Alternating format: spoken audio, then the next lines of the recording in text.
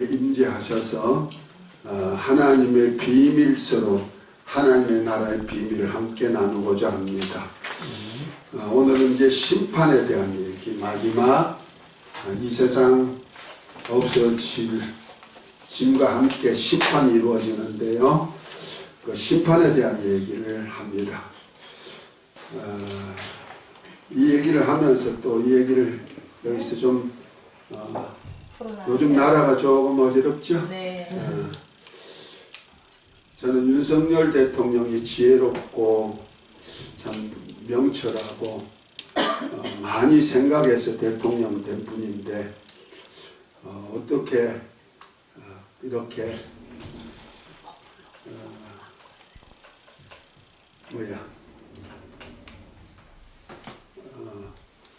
이번에 큰 일을 한번 저질렀죠? 네. 왜 그랬을까 여러모로 한번 생각해 봅니다. 진짜 너무 악한 세상이다 보니까, 너무 제약된 세상이다 보니까 모두가 제약된 사람들만 소굴이 되어 있는 나라가 우리나라가 아닌가 싶을 정도로 국민들 정서도 거의 다가 그쪽으로 그냥 물리들어가지고 있는 그런 나라 같아요. 그것이 이제 백성뿐 아니고 지도자 된 사람들, 또 국정을 맡아가지고 일하는 사람들도 있겠지만은 나라를 맡아서 일할 공무원들까지도 너무 죄악 속에 물들어가지고 그쪽 편에 휩쓸다 보니까 의의 사람으로서 살고자 대통령이 되긴 했는데 이래도 못하고 저래도 못하는 거예요. 내가 볼 때는 그래요. 자기 편에서 뭐를 하고 싶은데 밀어줄 사람들이 별로 없고, 뭐 종교계도 그렇지만은 정치계도 그렇고 사법체계도 전부 다 그쪽 편으로 죄악 편에 물들어가지고 그것이 옳은 양 심판을 하고, 그러니까 이걸 좀 아무리 뭐 일하려도 뒤집어려도 뒤집어질 수가 없는 거야. 특별히 제일 문제가 되는 것이 우리나라의 제일 문제거리가 뭐냐면은 정치 속에서 제일 문제거리가 선거였거든. 원래 정치는 선거로부터 시작되잖아요. 대통령이든 국회의든 뭐 지방 의회든 이렇게 선거로 하는데 선거 자체가 완전히 우리가 세상 말로 하면 개판돼 있는 거야. 이것을 어떻게 돌이킬 수도 없고 얘기할 수도 없고 법에다 얘기해도 법에서 그걸 받아주지 않으니까, 그러다 보니까 불법으로 전부 다 죄의 고수들만 전부 다 국회의원들 속에 스며가지고 그것을 하다 보니까 이거는 이래도 안 되고 저래도 안 되니까 아마 요번에 계엄령을 한 것이 우리가 세상 흔히 말로 신의 한 수가 아니겠는가. 이걸 통해서 뭘 하려고 했나. 저는 그 국회의원 국회의사당을 계엄군이 간 것은 1시간 후에 거기 보냈고, 그런데 어디야 성관이는 계엄령이 떨어지자마자 3분 만에 도착했다는 거 아니야, 계엄군이. 그리고 그걸 점령해서 했다는 자체가 윤석열 대통령의 머리가 보통 머리가 아니고 깊은 심지가 있는 분인데 왜 국회의원들은 1시간이나 계엄군을 늦게 보내고 그들을 국회의원들이 다 들어가도록까지 놔뒀을까? 뻔한 거거든요. 피 흘리지 않고 뭔가 개혁할 일이 있었는데 제가 볼 때는 제약의 씨약을 만든 근원이 선관위부터 나오기 때문에 우리 선거할 때마다 우리가 부정선거다 얼마나 그랬어요. 그래도 아무리 탄원하고 아무리 해도 뭐 법적으로 뭐 하나도 안 되잖아요. 그거는 이래도 안 되고 저래도 안 되는 거예요. 그러니까 아마 그 마지막 자기를 희생하면서 자기가 탄핵될 줄 그렇게 할 줄 알면서도 한번 자기 몸을 희생한 것이 아닌가, 불사른 것이 아닌가, 그러면서 뭔가 자기를 희생해서 나타내고 없애야 될 일을 한 것이 아닌가. 그것이 바로 선거, 부정선거가 우리나라에 팽배해 있기 때문에 가면 갈수록 덜 하진 않거든요. 이걸 한번 바로잡는 동기를 자기 몸을 희생하면서 했던 거 아닌가, 이런 생각을 한번 오늘 밤에 한 번 더 생각해 보면서 우리 대통령의 희생이 헛것이 되지 않도록 우리가 좀 기도해야 될 것이고, 앞으로는 진짜 민주주의가, 자유민주주의가 우리나라에 뿌리를 내려가지고 우리 백성들이 정말 하나님이 기뻐하는 사역을 감당할 수 있는 나라가 돼야 되지 않겠는가 하는 생각이 들었습니다. 물론 여러 가지 다 다른 일이 있겠지만은 원래 그 계엄령을 내리면은 피 흘리는 일이 있는데 피 한 방울 안 흘리고 다 이렇게 했는데 하나만 딱 한 군데만 딱 집중했다는 자체가 목적이 있었구나 하는 것을 아는데, 우리 백성들은 그의 지혜와 지식을 따를 수가 없죠. 그분이 뭘 몰랐겠어요. 국정원의 선거 비리도 다 어느 정도 캐치하고 있었지만 이것을 터뜨릴 수가 없죠. 누가 터뜨린다고 누가 들어주나? 안 들어주지. 전부 다 저 거짓말이야. 뭐 하면은 다 안 되니까 결국 자기 희생이 됩니다. 이걸 보면서 우리 이것이 또한 우리 하나님의 역사도, 예수 그리스도를 통한 하나님의 역사, 특별히 예수님을 통한 이 인자로서 이루신 사역이 십자가 사건이잖아요. 그 십자가의 도가 하나님 아버지 하나의 한 수이죠. 신의 한 수. 그래서 우리 한번 고린도전서 한번 볼까요? 고린도전서 1장을 보면 이렇게 얘기하고 있어요.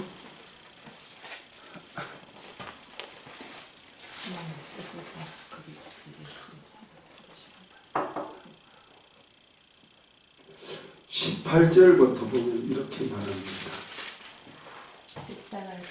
십자가의 도가 멸망하는 자들에게는 미련한 것이요 구원을 얻은 우리에게는 하나님의 능력이라. 기록된 바 내가 지혜 있는 자들의 지혜를 멸하고 총명한 자들의 총명을 폐하리라 하셨으니, 지혜 있는 자가 어디 있느뇨? 선비가 어디 있느뇨? 이 세대의 변사가 어디 있느뇨? 하나님께서 이 세상의 지혜를 미련하게 하신 것이 아니뇨? 하나님의 지혜에 있어서는 이 세상 자기의 지혜로 하나님을 알지 못하는 거로 하나님께서 전도에 미라는 것으로 믿는 자를 구원하시기를 기뻐하셨도다 하면서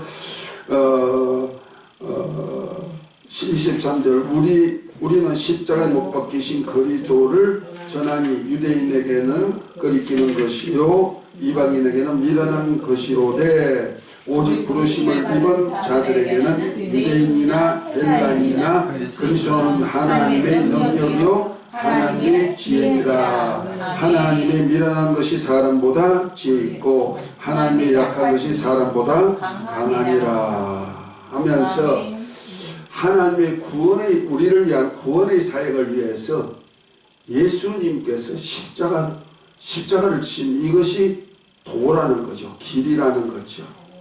이것이 하나님의 지혜요 하나님의 능력, 이거 신의 향수거든요. 이걸 통하여서 십자가를 통해서 어떤 일을 했어요? 그의 흘리신 피로 우리를 죄에서 구원하는 사역을 이루셨고, 창세전에 그리스도 안에서 하나님의 아들들이 되고자 하는 그 사역을 이루셨잖아요. 그것이 히브리서 2장 9절부터 쭉 나오는 얘기인데, 저가 천사보다 못한 고난과 수금의 간을 쓰고 오시면 모든 사람의 죄를 없이 하시고 또한 많은 아들들을 이끌어서 영광의 나라에 들어가고자 하심이니라. 이렇게 말씀하잖아요. 그러니까 우리 모든 사람이 죄도 없이 하시고 많은 아들들을 이끌어서 하나님이 창세전에 저 하늘나라 아버지 집에까지 들어가고자 하는 그 뜻을 이루시기 위하여서 한 사역이다. 우리로 볼 때는 십자가의 도가 우리를 구원하는 하나님의 지혜요 하나님의 능력이 되는 것이고, 또한 또 한 수가 있어요. 이 세상이 아담이 범죄한 후부터 시작해서 이 세상은 보이지 아니하는 영적인 흐름이 있는데 마귀가 세상 임금이 되어서 통치하는 세상이 되었잖아요. 따지고 보면 이 세상이 죄악의 소굴이 되어 있는 거예요. 죄악으로 팽배하셔서 우리 인간까지도 죄악의 사람으로 되어 있으니까 이 죄악된 세상에 하나님의 아들이 와가지고 내가 하나님의 아들이야 천국 전하러 와서 아무리 소리친들 되겠어요? 안 되잖아요. 그러다 보니까 어떻게 내 마귀를 멸하기 위해했다. 그래서 하나님의 아들이 마귀를 멸하러 오셨는데 마귀를 멸하는 신의 한 수가 되다 또 십자가라는 거죠. 그래서 예수님께서 십자가를 지실 때 우리 죄를 담당하시고 지셨지만은 죄의 아비가 마귀니까 마귀가 예수님을 죽인 것이 되어버리고, 예수님이 십자가 지심은 우리 죄악을 담당하시고 죽으시도록 자신을 내어주셨지만은 마귀는 자기 사망 권세를 사용해가지고 예수님을 죽였죠.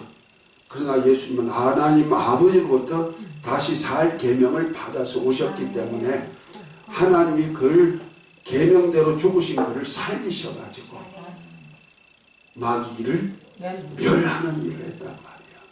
마귀를 심판을 마귀가 예수님께 진자가 되게 만들었죠. 사망을 이기심으로 인해서 부활로. 그래서 마귀에게 있는 모든 권세를 예수님이 가지신 거예요. 그래서 하늘과 땅의 모든 권세.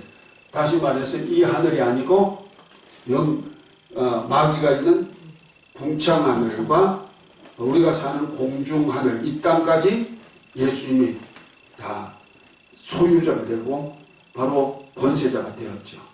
아멘.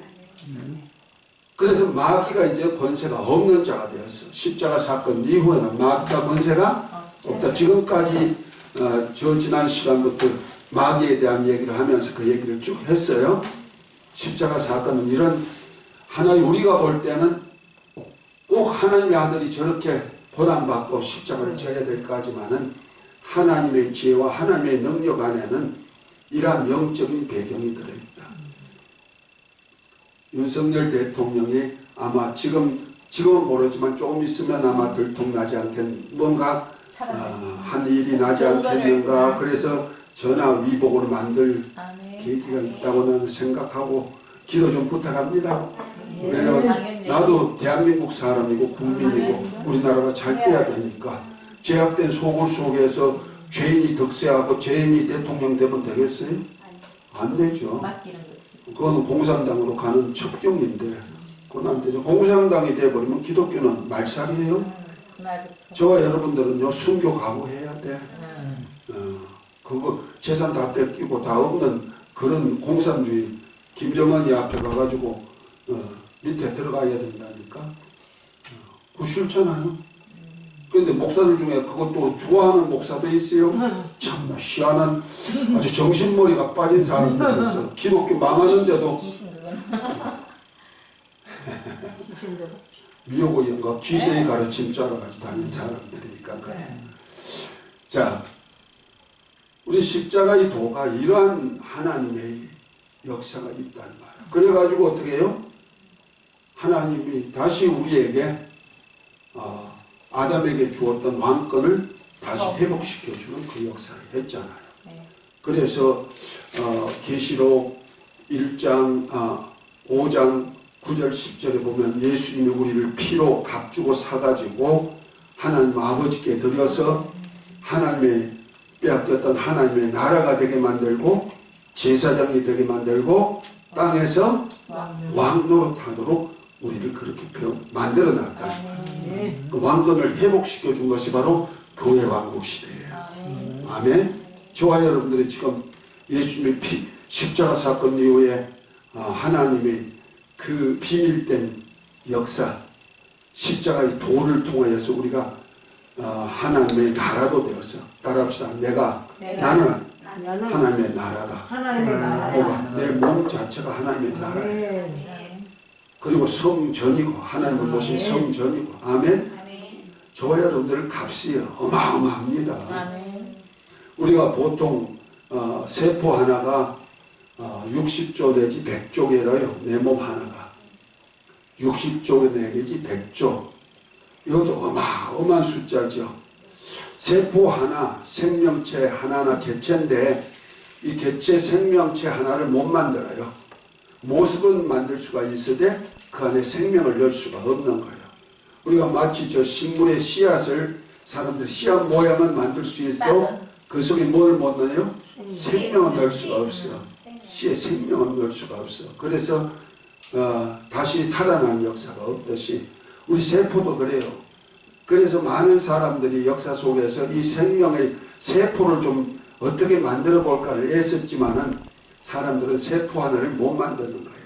돈을 몇 조 원, 몇 억급을 들여도 못 만드는 거예요. 왜? 생명이 누구에게만 있어? 하나님께만 있고 하나님 아들 예수님께만 생명이 있기 때문에 그런 거예요. 그런데 하나님 그 값을 생각해 보면은 우리가 마치 세포 하나를 1억만 쳐도 얼마? 60조, 100조. 60조 내지 100조 개니까 60조 내지 100조 원짜리야. 우리 집사님 몸값이 얼마일까? 60조. 100조. 왜 60조라고? 작으니까. 아주 조금 값을 치시네. 나도 100조 원짜리야 그럴 텐데. 날씬하셔서 아마 그러셨는 것 같아. 어쨌든 간에 이만큼 가치가 있다는 거예요. 그런데 그 정도 돈으로 한 사람이 있으면 가치가 아니죠. 예수님이 피로 값주고 사셨고 대주제가 되신 하나님, 지존하신 하나님이 그 하실 수 있는 성전이 되었다는 자체는 값이 얼마겠느냐 이거죠. 더군다나 내 몸은 흙으로 됐으니까 진흙덩어리 같아 할지라도 이 속에 부하가 들어있단 말이에요. 무슨 부하일까? 지존자이신 하나님이 거하시니까 이건 값은 상상할 수가 없는 거예요. 그래서 우리 영혼 하나가 우주를 두고, 영혼뿐 아니고 내 몸 하나가 우주를 다 준다 해도 살 수가 없는 값이라는 거지. 안 그러죠? 안 그래요? 지존자이신 만물을 만드신 하나님이 친히 임마누엘하 계시는데 그 값을 상상할 수 있느냐. 그것을 저와 여러분들이 좀 느끼자는 거죠. 알자는 거죠. 이 사역을 위해서 십자가가 필요했다는 거죠. 그래서 우리 예수님이 피로 우리를 값 주고 사셨다는 피값으로. 아멘. 십자가의 도가 하나님이 우리를 하나님의 나라 만들고 제사장이 되게 만들고 땅에서 왕노릇 하다가 이 땅의 왕들이 메시아 왕국 때 첫째 부활에 참여해가지고 메시아 왕국에서 1000년 동안 백성을 관리할 수 있는 왕노릇 하다가 이 땅의 왕들이 만국 백성과 함께 새 예루살렘 하나님 아버지 집으로 입성해가지고 하나님 아버지와 어린 양의 보좌 앞에서 세세토록 왕노릇 할 수 있는 그 권리까지 주고자 하는 신의 한 수가 있었다는 거죠. 아멘? 이 역사는요, 우리가 이렇게 하나님의 나라의 경륜 하나하나 해가면서 결론 부분을 안다면은 저와 여러분들은요, 너무너무 그냥 감격하고 감격해야 돼요. 그래서 한번 에베소 1장 3절 한번 읽어볼까요? 에베소 1장 3절부터 6절 한번 읽어볼까요? 바울은 어떻게 얘기했나? 찬송을 하나님 1장 3절 1장 3절부터 찬송하리로다. 하나님 곧 우리 주 예수 그리스도의 아버지께서 그리스도 안에서 하늘에 속한 모든 신령한 복을 우리에게 주시되 곧 창세전에 그리스도 안에서 우리를 택하사 우리로 사랑 안에서 그 앞에 거룩하고 흠이 없게 하시려고 기쁘신 뜻대로 우리를 예정하사 예수 그리스도로 말미암아 자기 아들들이 되게 하셨으니 이는 그가 사랑하시는 자 안에서 우리에게 거저 주시는 바 그의 은혜의 영광을 찬송하게 하려는 것이라. 할렐루야. 아멘. 여기서 바울이요, 에베소 교회는 교회에 대한 얘기예요. 네. 교회에 대한 편지인데, 이 에베소 교회에 자기가 누구라는 것을 자신을 밝히면서 첫 번째 한 복음이 뭐예요? 바울이 소개하는 복음이 너무너무 감격해서 찬송하리로다부터 시작됐다는 거예요. 바울이 가진 복음, 이 복음을 아니까, 이러한 비밀을 아니까 자기 입에서 제일 먼저 교회에다가 한 말씀, 왜? 찬송하리라고 감격의 소리가 먼저 나온다는 거죠. 아멘. 저와 여러분들 이 비밀을 알면요, 그런 감격이 나와야 되는 거예요. 아멘. 그러니까 이 비밀을 알면요, 내가 환경이 어떻든 관계없어. 아멘. 날마다 뭐만 나와? 찬송. 찬송하리라도가 나와야 돼. 아멘. 그래서 우리가 그리스도 안에서 창세전부터 하나님의 아들로 택정함을 입었고, 이 사역을 위해서 십자가의 도를 통해서 우리를 피로 값주고 사셔서 우리를 하나님의 아들들이 되는 그 일을 만들었고, 그리스도와 함께한 후사가 되어서 하나님의 나라를 세우는 동력자로 세웠다는 사실이잖아요. 아멘. 그렇다면 머리털이 안 써요? 감격 안 돼요? 저는 이 말씀 깨닫고요, 처음에 깨달았을 때 자다가 말고 일어나가지고 얼마나 감격 안 좋고 울었어요. 눈물을 흘렸어요. 너무너무 감격한 거예요. 이야, 우리 주님이 십자가의 도의 신의 한 수가, 신의 한 수가 이런 큰 역사를 이루셨구나. 나 하나 때문에 나를 이렇게 하나님 아들들이 되고 그리스도와 함께 구사가 되게 만드시려고, 그리고 하나님의 나라에 동참해가지고 이 하늘나라에서 얻을 상급을 주시려고 이렇게 하셨구나. 아멘. 그래서 십자가를 지실 그 역사를 이루셨구나. 이것을 아는 순간에 너무너무 감격 안 할 수가 없죠. 바울도 그래서 감격하니까 찬송하리라고 하면서 가는 데마다 편지할 때마다 뭐요? 찬송. 특별히 빌립보 옥중에 있으면 빌립보 교인들에게 뭐라 했어요? 항상 기뻐. 내가 말하느니 기뻐해라, 감사해라 그러잖아요. 옥 안에 있는 사람이 기뻐요? 옥 바깥에 있는 사람들이 기뻐요? 그런데 옥중에서도 한 대살리가 교회도 뭐 항상 기뻐해라, 쉬지 말고 기도해라, 범사에 감사해라. 옥중 서신인데 옥에 있는 사람이 어떻게 바깥에 있는 사람한테 그런 얘기할 수 있을까? 빌립보 옥중에서 어떻게 찬송이 나올 수가 있느냐 이 말이야. 더군다나 삼중 철문 있는 그 속에 갇혀 있으면서 우리가 어떤 환경에 취하든지 그 환경이 우리가 받은 영적인 축복을 안다면은 우리가 감격하지 않을 수가 없는 거예요. 할렐루야. 아멘. 이것 알자고 지금 이런 공부하는 거예요. 그런데 오늘은 좀 심판에 대한 얘기를 좀 해야 돼요. 그래서 메시아 왕국 끝나면 반드시 심판이 있다. 자, 계시록 20장을 한번 봅니다.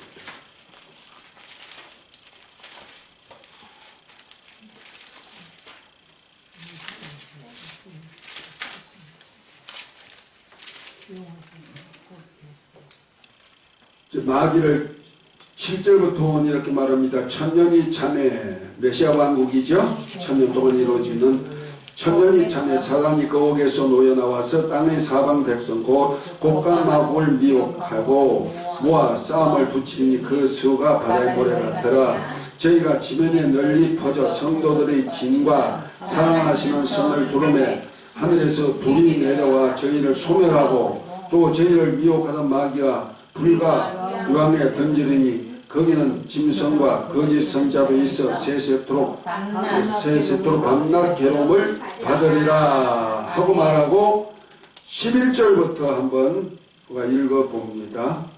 또 또 내가 크고 흰 보좌와 그 위에 앉으신 이를 보니 땅과 하늘이 그 앞에서 피하여 간 데 없더라.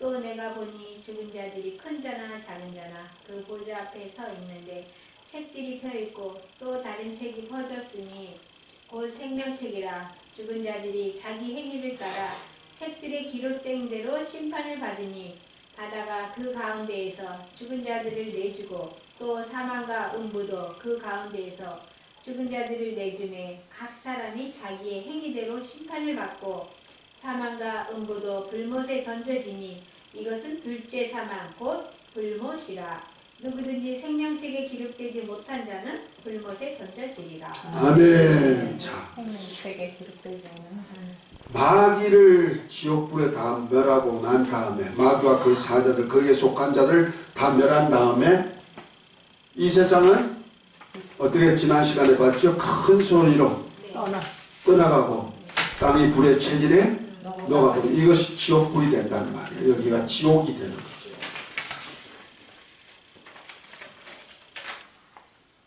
자, 그리고 나니까 우리가 영적인 사람들이 이제부터는 어떻게 해요? 영원히 지난 시간에 어디 있었다? 아담 이제 이후에 아담 만국 시대 사람들은 어디 있다? 연목에 있었고 아브라함부터 시작해가지고 예수님이 십자가 사건 전까지 에서 살다가 죽은 사람들의 영혼은 어디 가고? 아브라함의 품에 가고 구약시대 아브라함의 품에요. 그 다음에 예수님이 십자가 사건 이후의 사람들은 죽으면 어디 가고? 낙원에 가고 불신자들은 그럼 어디에 있고? 더 음부 혹은 무저갱에 그 음부에 있던 영적인 존재가 기한이 되면 무저갱으로 가는 것 같아요. 그래서 무저갱은 귀신을 가둬놓는 처소죠. 감옥이죠. 그래서 그라사의 무덤가에 귀신 들린 자 예수님께서 귀신을 들어 가라 하니까 그 음성을 듣고 예수님 앞에 나오면 뭐랍니까? 내 때가 아직 되지 않는데 나를 멸하러 왔나이까. 내 때가 있다는 거예요. 자기가 활동할 때가 있었다는 거예요. 내가 아직까지 끝날 때가 아닌데 우리를 멸하러 왔나이까 하면서 뭐랍니까? 나를 무저갱으로 가라 하지 마시고 대지에게 보내주소서. 무저갱에 가라고 할까봐 내 때가 안 됐다는 거죠. 때가 되면 무저갱으로 간다는 거예요. 귀신들은. 이해가 돼요? 그런 용어 하나하나에 우리가 뭔가 딱딱 영적인 것을 캐치할 줄 알아야 돼요. 목사님들은. 할렐루야. 그래서 예수님은 아직 때가 안 됐는데 가라면 불법자니까 대신에 귀신의 존재를 알게 하려고 귀신이 원하는 대로 가 그랬더니 돼지가 2,000마리가 물속에 죽잖아요. 미친 짓거리 해가지고. 그러니까 귀신이 들어가면요 돼지만 미친 짓거리 하는 거 아니요. 말세가 되면요 디모데전서 4장에 보면은 성령이 밝히 말씀하시기를 후일에 어떤 사람들이 믿음에서 떠나 미혹해 하는 영과 귀신의 가르침을 쫓아 산다 그러잖아요. 미혹의 영과 귀신의 가르침 쫓아가지 사는 사람들 같이 미쳐가 돌아다니는 거예요. 그러니까 죄인들도 박수 치어주고 죄인 개수 같은데 내가 볼 때는 저런 사람도 어떻게 법적으로 해결 못하고 이렇게 풀어가지고 백성들을 혼란시켜 만드냐. 나는 우리나라가 참 의로운 나라요. 백이민족이요. 뭔가 도덕 윤리적으로 다른 나라보다 좀 깨끗한 그런 나라로 사람들에게 비춰졌는데 내막은 엉망진창으로 돼 있잖아요. 하나님 없으면 우리 기독교인은 안 그러나 모르겠다. 뭐야? 우리가 회개할 점이에요. 교회가 회개할 점이에요. 교회가 죄악으로 들어가면요 세상은 따라서 죄악 세상이 되는 거예요. 그 멸망으로 가는 거거든. 소돔성이 왜 멸망당했을까요? 거의 소돔성이 왜 요한불로 멸해졌을까요? 물론 죄악이 많은 세상이니까 멸해지게 돼 있어요. 불로 멸해지게 돼 있지만은 그게 궁극적으로는 의 열명이 없었다는 거야. 아브라함의 조카 롯의 가족밖에 없었다는 거야. 사이를 나겠구나. 그러나 그래서 할 수 없이 롯의 가정에 천사를 보내서 그들을 건져내고 그 성을 멸할 수밖에 없는 거죠.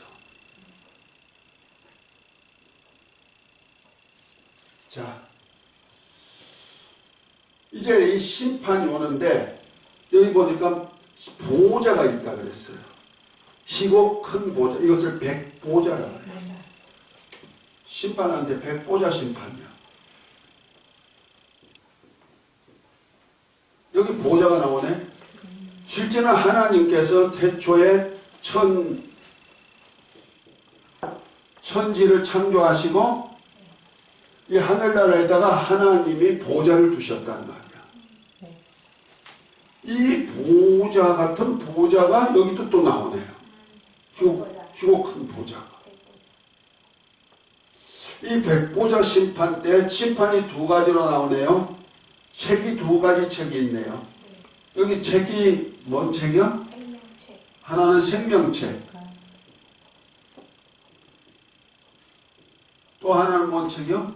책들. 책들. 생명책에 이름이 기록된 자들은 생명의 부활체를 입어요. 마지막에. 그런데 생명책에 이름이 기록되지 않는 자는 오늘 15절에 보니 뭐래요? 둘째 사망, 불못에 들어간다. 지옥에 들어간다. 그래서 생명책은 하나의 호적이라고, 천국 호적이라고 보면 되는 거예요. 저와 여러분들 대한민국에 태어났으면 이건 아멘 소리가 아니지만 한번 해봅시다. 아멘 해봅시다. 여긴 다 대한민국 사람이라 아멘 해도 괜찮아요. 그럼 어디에 내 이름이 기록됐어요? 네, 호적에 조상이 누구고 후손이로서 누구 어느 집에 태어났습니다. 호적이 다 되지 있어. 이와 똑같이 내가 하나님의 나라에서 태어났으면 하나님의 백성으로 등재가 되는 거예요. 그 기준이 누구냐면 바로 예수 그리스도라고 말이에요. 아멘? 그래서 예수 그리스도를 통하여서 하나님의 이 심판의 기준이 일어나는 거예요. 책들에는 내가 한 행적들이 기록되어 있어요. 다시 말해서 생명책에 이름이 기록된 사람들이 행적이 기록되어 있다. 이것이 바로 사도행전과 똑같은 행전이 기록되어 있는 거예요. 사도행전은 28장으로 끝났지만은 그건 초대교회 사도들의 행적이에요. 그런데 사도행전 이후에 그리스도인들의 행적은 어디에 기록되어 있어요? 하나님의 보좌 앞에 있는 책들에 기록된다는 거죠.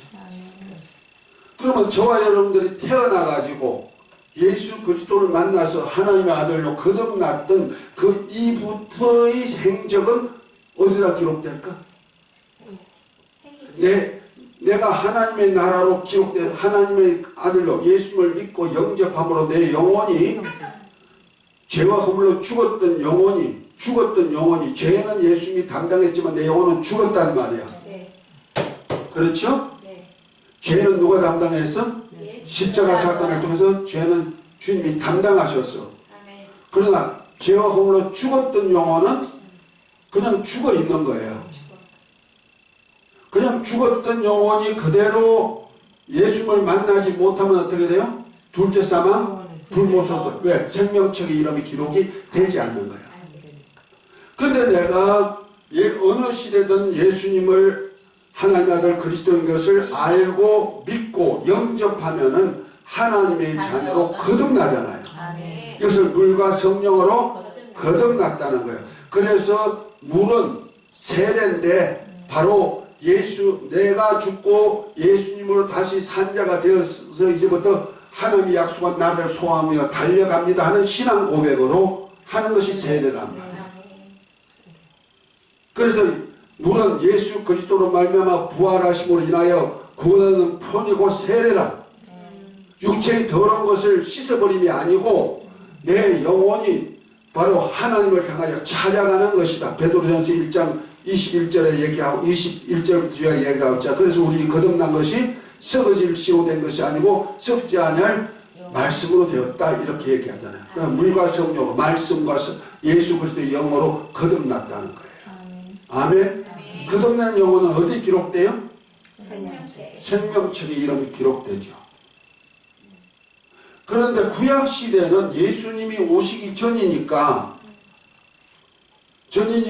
그러면 그들은 어떻게 할 것이냐? 그들의 영혼은 바로 이때든 어떠든 믿음이란 것을 기준으로 해가지고 하나님은 믿는 자를 어떻게 된다?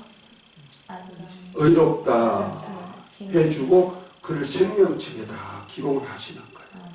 세상 끝날까지 하나님은 믿음을 찾으신단 말이에요. 그래서 생명책에 이름이 있는 자는 믿는 자는 다 생명책에 이름이 기록됩니다. 아멘. 그들은 마지막에 다 부활체를 입고 나와가지고 생명책이 그러니까 아담 이후에 죽었던 영혼들이 이제 복음을 듣고 예수 그리스도의 복음을 투과해서 지난 시간에 얘기했습니다. 예수님이 십자가 사건 이후에 우편강도와 함께 어디 가시고 낙원에 가시고 그래서 낙원에 가셨고 낙원에 가신 십자가 사건을 통하여서 여호와왕국 시대나 아브라함의 후손 다윗왕국까지 사람들은 누구로 말미암아 구원을 받고 예수 그리스도를 통하여서 온전하여지고 믿음이 온전하여지고 그렇죠? 십자가 사건은 그런 역할을 이루었죠. 그리고 우편강도와 함께 몸은 무덤에 있지만은 영은 살아가지고 우편강도와 함께 낙원에 갔다가 아담 후손, 아담 만국 때 죽은 영옥에 있는 사람한테 죽은 자에게 복음 전해가지고 내가 그리스도다. 너희들이 신앙생활 한 것, 그 신앙생활 한 믿음의 주가 내야 알려서 그들로 복음을 듣고 영생을 얻도록. 그래서 육체로는 죽임을 당했지만은 영으로는 살리심을 입어서 영생하는 역사를 이루었다. 베드로전서 1장 3장 4절부터 쭉 나오는 얘기죠. 자, 이런 비밀들은 참 십자가 사건이 위대한 역사를 이루시는 거죠. 그런데 책들에는 내가 한 행적이다. 하나님의 아들로 택정을 입은 하나님의 아들로 거듭난 우리들이 행적이 들어있다는 말이에요. 뭐 하려고? 심판인데 어떤 심판은 보상과 보응을 위한 심판이에요. 그러니까 생명책에 이름이 기록된 것은 우리가 무엇으로 생명책에 이름이 기록된다? 믿음으로. 이 믿음이 누구를 향한 믿음이다? 예수 그리스도. 그래서 예수님은 믿음의 주가 되시는 거예요. 자, 갈라디아서를 한번 봅니다.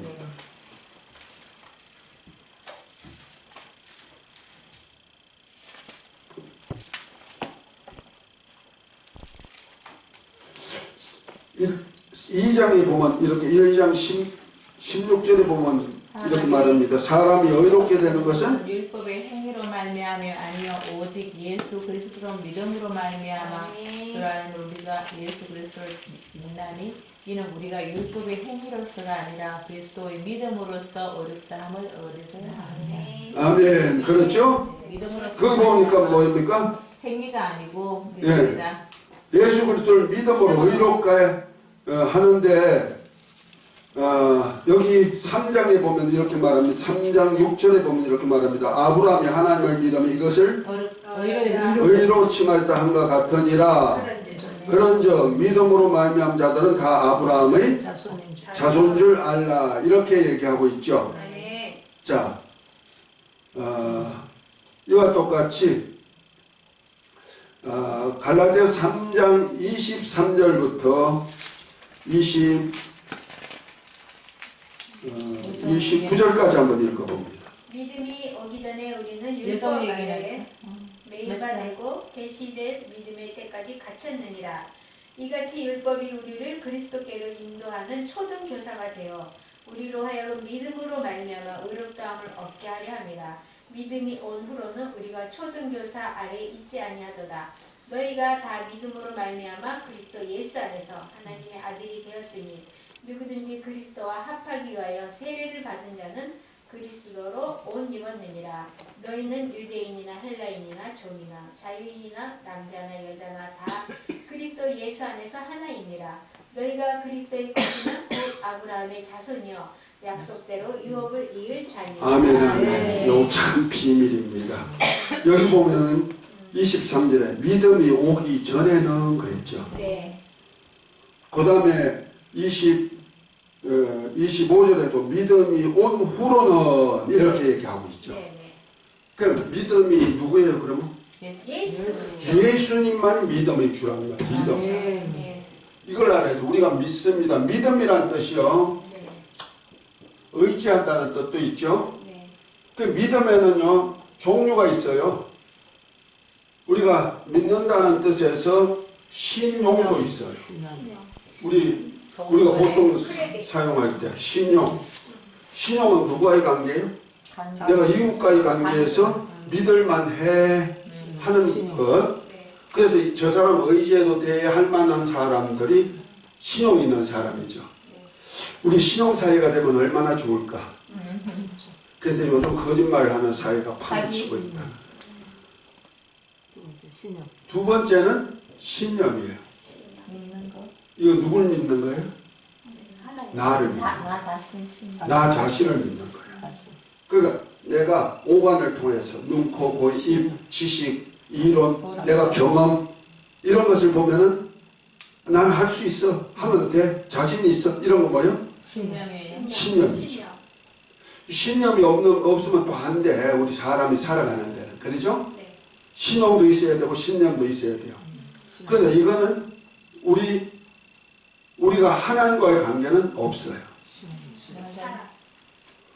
우리가 예수 믿으면 다 구원받을 거야. 신념으로 믿는 사람도 있어요. 그 자기 자기 지식으로 인해서. 네. 지금 성경 보니까 그렇구나. 예수 믿으면 구원받고 하나님 자녀가. 나 하나님의 자녀야 하지만 실제는 자녀가 아니면서 자녀로 착각하는 사람도 있을 수가 있다는 거예요. 왜? 지식으로 얻어지니까. 그런데 세 번째는요. 신앙이에요. 신앙은 뭐냐? 이거는 이웃과의 관계 믿음이라면 이건 나의 관계라면 이건 뭐냐? 하나님과의 관계예요. 그 하나님의 믿음을 내가 믿는 것을 뭐라 한다? 신앙이라고 한다는 말이에요. 여기다가 생활, 생활, 그 의의 삶이죠. 네. 요거까지를 합해서 우리 신앙생활이라고 하는 거예요. 이것을 갖다가 하나님 나라와 하나님의 나라와 하나님의 의라고 말하는 거예요. 그래서 너희가 무엇을 먹을까 마실까 입을까 이런 것을 구하는 이방인들이야. 너희는 먼저 하나님의 나라와 의를 구하라. 이것이 신앙생활. 그 하나님의 믿음을 내가 믿는 것. 이것을 뭐라 한다? 신앙이라고 한다. 하나님의 믿음. 이것을 내가 나의 믿음으로 믿는 거예요. 그래서 신앙이라는 뜻을 잘 알아야 돼요. 보통 신념을 갖다가 신앙으로 착각하는 사람이 있고 남들이 나한테 잘해주니까 그 사람을 믿고 따라가서 아유 저 사람은 신용이 있으니까 우리 믿을만 해. 저 사람 얘기는 우리가 볼 때는 성경적이고 많이 알고 지식이 있으니까 저 믿을만 해. 그래 따라가는 것이 신천지고 그래서 따라가는 것이 안식교단이고 다 그런 거예요. 그거. 자기들이 신앙이죠. 그 어떤 특별한 사람들 그래가 다 따라가는 거예요. 믿고 따라가는 거죠. GMS라든지 다 그래요. 박태선이는 얼마나 믿을만 했어요. 천국까지 됐는데 내가 뭐 그런 사람들이 많이 나오고 있다. 우리 구원도 예수님으로 구원받는 거 아니야? 믿음으로. 신천지에 가가지고 구원받는 거야. 진짜라니까?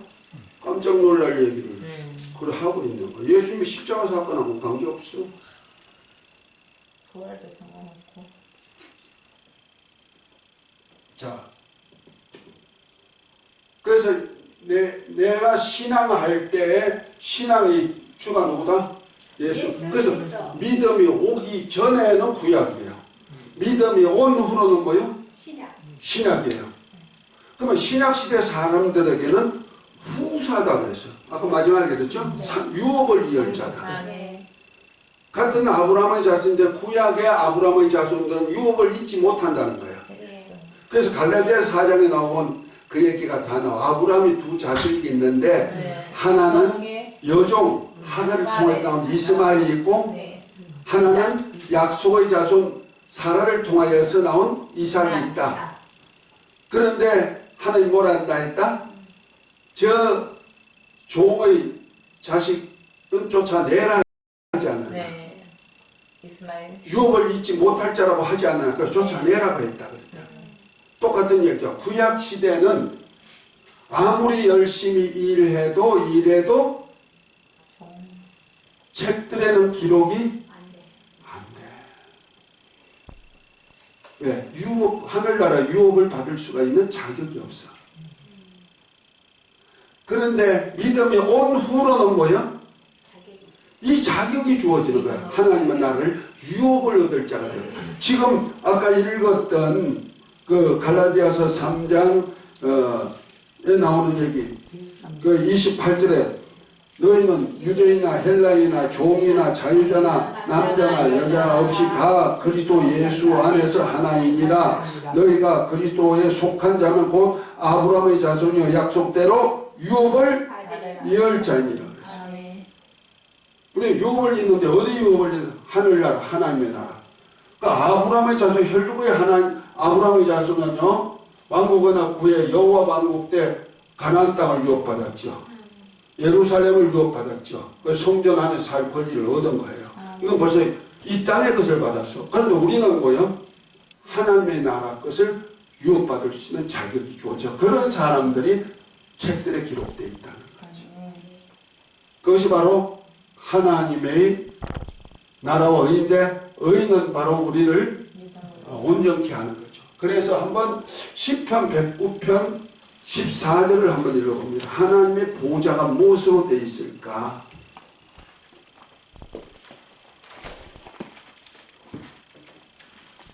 몇 절이에요?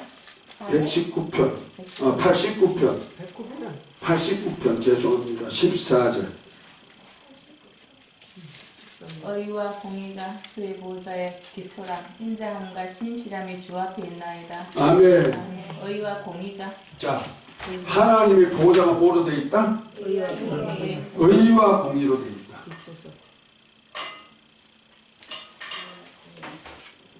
보좌가 의와 공의로 되어 있다. 의는 정의예요. 정의와 공의로 되어 있는 거예요. 보좌가. 우리 보통 천사들이 하나님의 보좌인 줄 아는데 그거 아니고 하나님의 보좌는 정의와 공의로 되어 있어.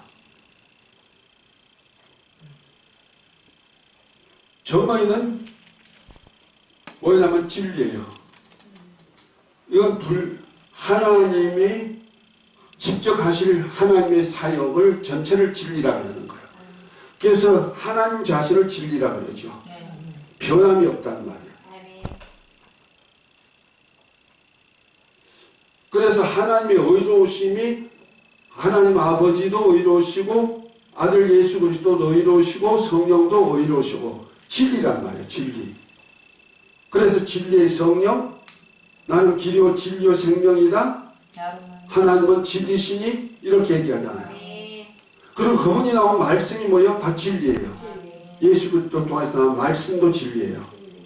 그 불변하는 진리예요. 그 진리가 어디 있냐면 하나님의 나라를 형성하고 있는 거예요. 진리의 나라예요. 조금 더 거짓이 없고 어둠이 조금 더 없는 나라이죠. 공의는 뭐냐? 어느 법이 있어서 법 안에만 들어가면은 하나님의 의롭다 하고 인정을 해준다는 거예요. 이것을 뭐라 하면 칭의라 그러죠. 의롭다 칭해주는 거. 공의법에서 그래요. 구약으로 말하면 율법도 의로운 법이에요. 그래서 율법대로 살면 의롭다 인정받고 영생을 얻을 수 있는 거예요. 근데 율법 안에는 의인이 없나니? 하나도 없다. 왜? 아담 안에서 모두가 죄인이기 때문에 의인이 될 수가 없단 말이에요. 그런데 하나님이 율법 아닌 다른 의의를 하다. 로마서 3장을 지금 잘 읽어보면 돼요. 로마서에는요, 하나님이 의롭게 되는 방법에 대해서, 죄인이 의롭게 되는 방법에 대해서 잘 설명해서 구원론에 대한 얘기, 그리고 구원받은 자가 어떻게 의로운 삶을 살까에 대해서 로마서 전체를 얘기하고 있는 거예요. 자, 그러니까 보십시다. 우리가 율법을 다 지켜서는 의인이 될 수가 없어. 그래서 율법에 다른 의의를 하나 두었는데 누굴 두었다? 믿음이란 법을 하나 두었단 말이에요. 믿음으로 의롭게 되는데 그 믿음의 주가 누구다? 예수 그리스도. 그래서 믿음이 온 후로는 누가 왔다? 예수님이 온 후로는 이렇게 얘기하는 거예요. 믿음이 오기 전에는 구약시대, 믿음이 온 후에는 신약시대, 이렇게 구분되는 거예요. 이해가 됐습니까? 네. 그러니까 믿음이 오기 전에는 믿는 사람은 있었지만 그 믿음이 온전한 믿음이 안 됐어요. 그래서 구약시대 믿음은 비유요 모형이라는 거예요. 집사님 하셨어요? 네. 잘 하셔야 돼요. 구약시대 믿음을 갖다가 자꾸 온전한 믿음으로 얘기하는 사람이 있고 상 받는다고 얘기하는 사람이 아니야. 그들은 종이야. 예수 믿음이 올 때까지 믿음이 사람이 될 수 있도록 만들어주는 하나의 도구로 쓰셨죠. 유산을 누구한테 물려줘요? 아들인데 종이 있고 아들이 있어. 그럼 아들한테. 그래요? 그런데 거기가 그러구나. 종이야. 하나도 똑같아요. 그거 알면 저와 여러분들 다시 한번 머리털 써야 된다니까. 그래서요, 구약 때는 이 믿음이란 복음을 전할 수 있는 기회를 안 주셨어요. 그래서 믿음을 그냥 가족들에게만 전수시켰어. 근데 믿음이 온 후부터는 막 이것을 천하 만민에게 복음 전하잖아요. 근데 이것이 실상이라. 신약시대는 실상. 믿음이 실상. 믿음이 왔으니까. 그 약속된 믿음이 예수님을 통해서 이루어지는 거예요. 아멘? 그것을 믿음을 온전케 하는 것이 십자가 사건이고요. 할렐루야. 자, 이 보호자의 정의와 공의가 있는데 이것이 바로 공의는 생명책의 이름이 기록하고 정의는 책들에 기록해놨어요. 그러니까 뭐냐? 정의와 공의가 있는데 이 정의는 책들에, 공의는 생명책에.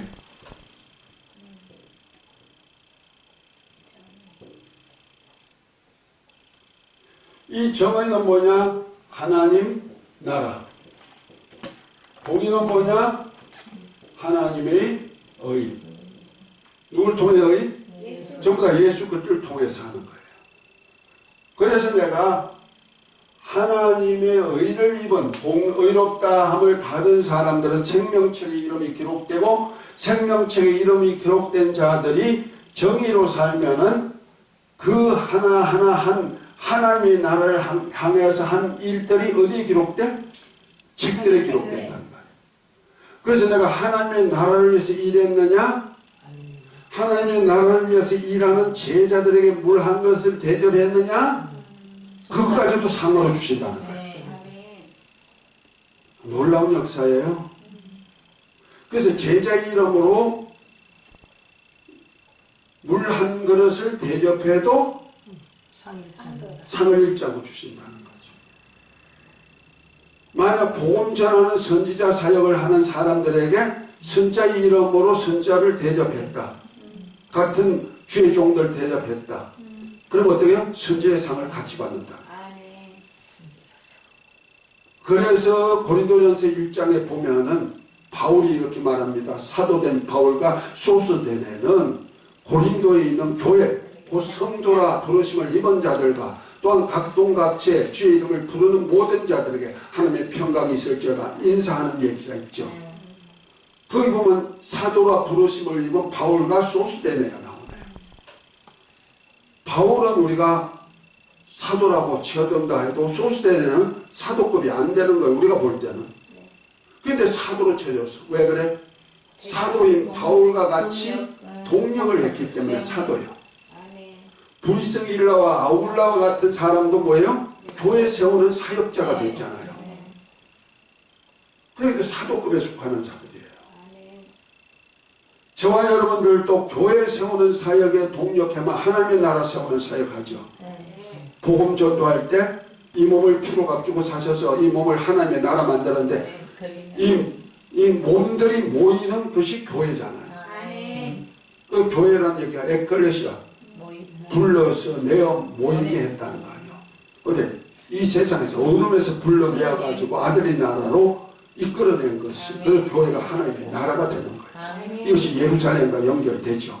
그리스도의 신부로서. 이 비밀까지 알면 엄청나죠. 자, 이 상을 주시기 위하여서 하나님이 심판이 있다는 거죠. 심판은 이 심판이에요. 구원받냐 못 받냐의 심판은요 어느 때예요? 마지막 때? 이때? 구원은 믿음으로 받았지. 아니요, 내가 살았을 때. 그러니까 고백할 때. 살았을 때. 내가 생명이 딱 끝나는 순간에 구원, 멸망 딱 갈라져 버리는 거예요. 노아가 홍수 오기 전과 온 후가 달라진 것입니다. 방주에 들어간 자와 방주 바깥에 있는 자가 구별되듯이 우리가 육체라는 성전이 있을 때와 없을 때가 구별 딱 시켜버리는 거예요. 성전이 있을 때는 하나님을 모시고 살면 생명이 있고 하나님을 모셨으니 하나님이 생명책에 이름이 기록되는 거예요. 그런데 내가 죽은 영혼 그대로 있으면 어떻게 해요? 예수님 피로 값주고 살지만 그 속이 죽었으니까 하나님이 없잖아요. 생명이 없는 거예요. 그런 순간에 벌써 멸망으로 들어가도 그래서 내가 살았을 때 벌써 예수님을 믿느냐 안 믿느냐에서 벌써 결정이 되는 거예요. 아멘. 그러니까 우리가 천국 가고 지옥 가는 건 마지막에 있지만은 벌써 천국 지옥의 결정은 언제 낸다? 살았을 때. 있을 때. 이해가 되세요? 네. 자, 요한복음 3장 한번 읽어보십시오. 16절부터 쭉 얘기했지만 18절 한번 읽어봅니다.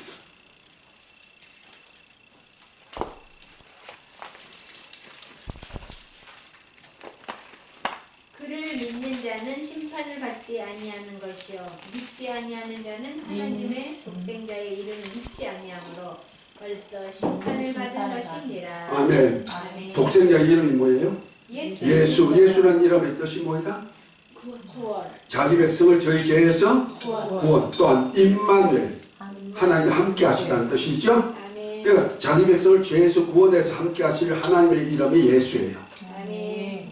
그 예수님을 믿는 자는 벌써 구원받았단 말이에요. 심판을 받지 아니하고. 그러나 예수님을 믿지 않는 자는 벌써 심판받았다. 딱 결정이 되어 있는 거예요. 언제요? 벌써 내 몸이 살았을 때. 어느 시대든지 상관없어.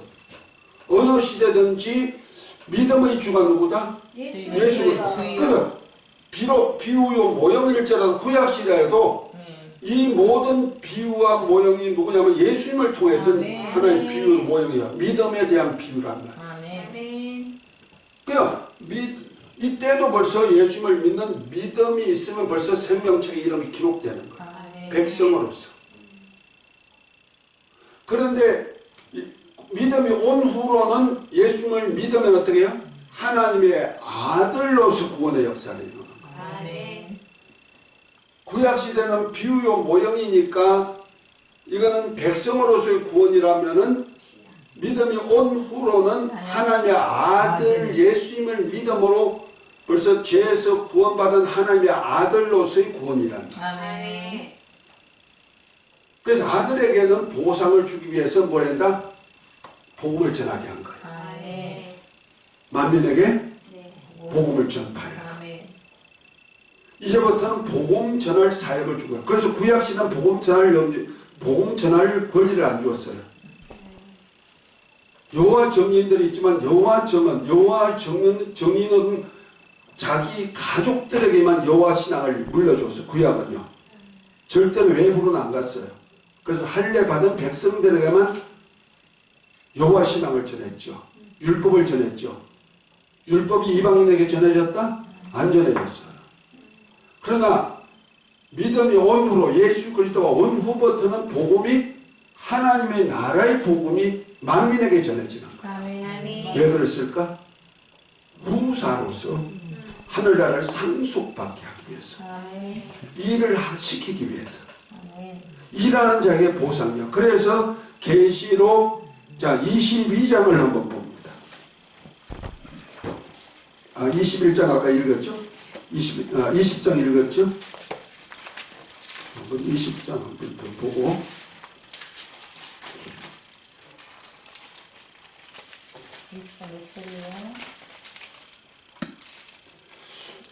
12절부터 보면 이렇게 말합니다. 또 내가 보니 죽은 자들이 물은 대소하고 보좌 앞에 섰는데 책들이 펴있고 또 다른 책이 펴졌으니 곧 생명책이라. 죽은 자들이 자기 행위를 따라 책들에 기록된 대로 심판을 받으니 그랬어요. 책들에는 뭘 기록했다? 행위를 따라. 행위. 생명책에는 누구에게 기록됐다? 누굴 기록했다? 생명책의 이름은 누구에게 기록해 주었다? 예수. 믿는 자에게. 믿는 자에게 줬어요. 그 내 행위가 아니야. 네, 예수 믿음. 예수를 믿음으로. 아멘. 아멘. 아멘. 그래서 구원이 믿음으로 나왔냐 행위로 나왔냐? 네. 뭐로 나왔어요? 믿음. 구원은 믿음으로 나왔어요. 네. 그러나 책들에는 하늘나라를 유업받을 수 있는 보상이 주어지는 거예요. 아멘. 보상은 뭐로 받는다? 행위. 행위로. 요거 다른 거예요. 네. 요걸 착각해가지고 날마다 기독교 2000년 역사에 믿음으로 구원받느냐 행위로 구원받느냐 둘이 낳고 싸움박질하는 거예요. 그래서 야고보서가 맞느냐 로마서가 맞느냐 맨날 그 싸움이거든요. 그것이 지금 기독교 신학이에요. 그러니까 구원은 뭐로 받고 믿음. 보상은 뭐로 받고 행위대로. 하늘나라 유업받는 보상은 내가 행위야. 그래서 자 22장을 한번 봅니다. 22장 10절부터 한번 볼까요? 또 내게 말하되 이 불마리의 예언의 말씀을 인봉하지 말라. 때가 가까우니라. 불의를 행하는 자는 그대로 불의를 행하고 더러운 자는 그대로 더럽고 의로운 자는 그대로 의를 행하고 거룩한 자는 그대로 거룩하게 하라. 보라 내가 속히 오니 내가 늘상이 내게 있어 각 사람에게 그가 행한 대로 갚아주리라. 아멘입니까? 아멘. 그 더럽든지 불의하든지 행한 대로. 혹은 선하든지 거룩하든지 예. 자신을 그렇게 하는 대로 하나님은 산 대로 보상이 주어진다. 아멘. 이것이 하늘나라를 유업받을 수 있는 보상이에요. 아멘. 그래서 예루살렘에 입성할 수가 있는 부터 시작해가지고 하나님의 보좌 앞, 하나님과 어린 양의 보좌 앞에서 세세토록 왕노릇 할 수 있는 자격까지 얻어지는 보상이 계시록 2장 3장에 나오는 7교회예요. 아멘. 약속이에요. 네. 이해가 되셨습니까? 네. 그래서 한번 보십시다. 14절 15절 한번 읽어봅니다. 저기 두루마기죠. 대시각이 자기 두루마기를 빠는 자들은 복이 있으니 이는 그들이 생명나무에 나아가며 문들을 통하여 성에 들어갈 권세를 받으려 함이로다. 개들과 전승가들과 음행하는 자들과 살인자들과 우상숭배자들과 및 거짓말을 좋아하며 지어내는 자는 다 성 밖에 있으리라. 아멘입니까? 아멘. 네. 자, 여기서 뭐라 합니까? 두루마기가 뭐냐면요. 19장 7절에 보면 성도의 옳은 행실이라 그러죠. 세마포는 세마포 두루마기예요. 그러니까 의롭지 못하고 더럽고 불의한 사람은 어떻게 해요? 회개하고 예수님의 보혈을 의지하고 회개하고 그 피에 빨면은 두루마기가 휘어져요. 아멘. 다시 말해서 돌이켜서 하나님의 나라와 의를 위해서 살면 어떻게 된다? 하나님께서 옷을 희게 해준다는 말이에요. 아멘. 희게 한 자는 두루마기를 입고 어디 들어간다? 예루살렘 성 안에 들어갈 수가 있다는 거죠. 아멘. 그런데 불의하면 어떻게 된다? 더러우면 어떻게 된다? 성 밖에 쫓겨난다. 이 구원받지 못한다는 얘기 아니에요. 네. 구원은 받긴 받는데 성 밖에 쫓겨나서 슬피 울며 이를 가는 역사가 있는 거예요. 하나님의 아들들을 받을 보상이 없다 이 말이야. 아멘. 집 쫓겨난 자식이요. 그렇지. 혹시 김하나 집사님 이름 불러 죄송합니다. 아들이 속 안 섞였죠? 속 섞였어요? 따님도? 그 이쁜이 따님도 속 섞였어? 어떻게 하고 싶어? 어떻게 하고 싶어? 같이 늘 살고 싶어? 아니 요즘 내보내고 싶어. 내보내고 싶죠? 쫓아내버리고 싶다고. 하나님은 똑같은 거예요. 그래서 하나님이 쫓아내지 않으려고 내가 살았을 때 징계라는 수단을 쓰는 거예요. 말 안 들으면 어떻게 해요? 징계하는 거예요. 징계가 없으면 사생하여 구하라 그랬어요. 그러니까 하나님의 의로 인해서 의롭다를 받고 하나님의 자녀가 된 저와 여러분들은요, 반드시 하나님의 나라를 위해서 일해야 할 의무가 주어지는 거예요. 왜? 상 주시는 때문에. 상 주시는 일을 믿는 것도 믿음이에요. 아멘? 그래서 히브리서 11장의 믿음장 6장에 보면 뭐랍니까? 믿음의 주. 상 주시는 이심을 하나님께 나아가는 자는 그가 살아 계신 것, 그를 찾는 자들에게 상 주시는 이심을 믿어야 돼요. 그럼 믿음이 없이는 기쁘시게 할 수 없는데 그것이 뭐냐? 상 받는 믿음을 기뻐요. 아멘. 상 받도록 하십시다. 아멘. 아버지는 잔뜩 준비해가 주고 싶은데 말을 그래요. 싫어. 안 먹을 거야. 그럼 어때요? 마음 안 줘요. 때려서라도 주잖아. 한대 맞고. 때려서 줘야 되겠네. 그래요? 그래요. 때려서 준다니까 그것이 징계요. 아멘. 그래서 히브리서에 보면 징계를 다 받는 것인데 징계가 없으면 사생하여 구하라 그래요. 저와 여러분들 하나님의 자녀들은요, 이 상 받게 하려고 하나님은 징계라는 수단을 쓴다는 거예요. 이만 그건 하나님의 사람의 뇌지요. 그래서 온전케 하는 역사를 이루어가는 거예요. 아주 상 주고 싶어서 하나님의 안달이 났다는 거예요. 그런데 자녀들이 알아요? 몰라요? 몰라요. 그러니까 투정하고 반항하고 다 그러는 거예요. 우리나라도 똑같아. 지금 대통령이 계엄령 내린 이유를 잘 몰라. 알면서도 일부러 아니라 우기고. 그러니까 탄핵, 하야 그것도 데모하고 나오는 거죠. 많은 무리가 모이면 그거가. 알면은 중심이 그 속내를 안다면, 깊은 마음을 안다면, 아니 주도자는 알죠. 이래도 못하고 저래도 못하는데 뭐 꼭꼭 묶여가지고 뭐 네. 국정을 운영할 수가 없는 아주 꽉꽉 묶어놓고 움직이도 못하게 했는데 대통령이 아무것도 못하게 만들어 놓고 뭐 그 탄핵하려고 그렇게 끌고 나간 거. 그 수법에 넘어갔는데 그 마귀가 꼭 올무를 입는 거예요. 마귀 짓거리. 남을 죽이고 멸망시키고자 하는 마귀 짓거리 했죠. 이러면 또 잡혀가는 거 아닌지 모르겠어요.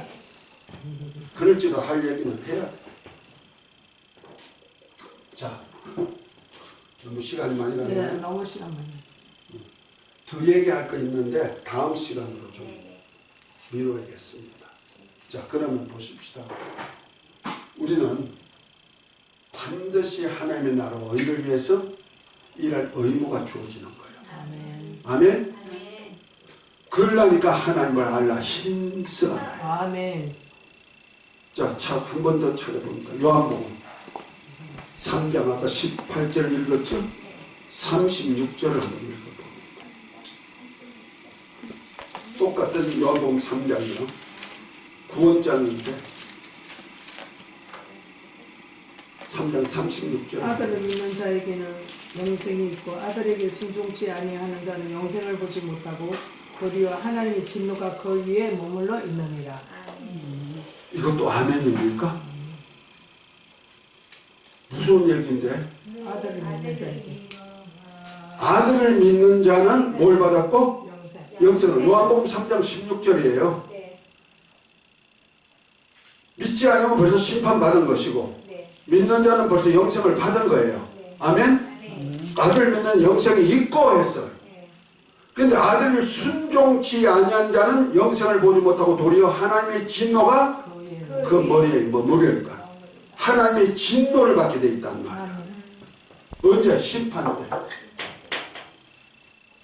그러니까 백보자에는 정의와 공의와 정의가 기록되어 있는데 생명책에 이름이 기록된 자는 어떻게 해요? 벌써 영생을 얻었어. 아멘. 근데 생명, 정의, 곧 말해서 책들에 기록되지 못한 자는 어떻게 돼요? 더럽다, 불의하다 기록된 자는 어떻게 돼요? 심판. 벌써 하나님의 진노가 있잖아. 진노의 심판. 그래서 쫓겨나서 슬피는 일을 집 바깥에 쫓겨나. 하나님의 자녀의 자격 상실이란 말이에요. 유혹받을 수가 없죠. 그래서 성경에는 엄행한 자도 거짓말하는 자도 마술사도 다 유혹받지 못할 걸 얘기하고 있죠. 성 밖에 쫓겨나서 슬피는 일을. 자, 이 역사를 다음 시간에는 왕국 기초부터 시작해서 세상 끝날까지 어떻게 하나님의 나라와 의를 믿음의 기준으로 삼았는지 오늘은 시간이 없어 그것까지 못 나가겠고 오늘은 여기서 이것으로 마치고자 하는데 몇 시야? 그렇겠고 네, 성실하고 있습니다. 그만하십시다. 주기도문 하고 마치도록 하겠습니다. 하늘에 계신 우리 우리 아버지여 아버지